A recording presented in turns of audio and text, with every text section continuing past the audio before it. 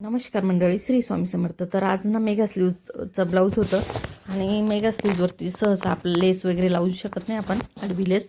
तर मग मी अशी काहीतरी डिझाईन टाकली होती. तर हे बघा, मी डबल कापड घेतलं होतं आणि त्याला फोल्ड केलं. तर आधी आपलं ब्लाऊज चे सगळे मापं काढून घ्यायचे आणि ब्लाऊज पीस उरत असला तरच मेगा स्लीव्ज बसवायची, कारण डबल स्लीव्ज येतात.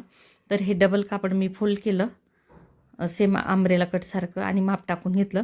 तर आडवं माप टाकायचं असतं मोंढ्याची लांबी किती येते आणि स्लीवची उंची टाकून घ्यायची. खूप अवघड पण नसते, पण आधी आपले पॅटर्न काढून मग कपडा उरला तर आपण बनवून देऊ शकतो कस्टमरला.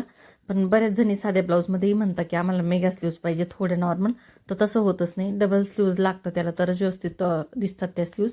आणि ब्लाऊजची लेस होती ती आडवी लावू शकत नाही, म्हणून म्हटलं त्याची डिझाईन करावी. तर खूप छान डिझाईन झाली होती.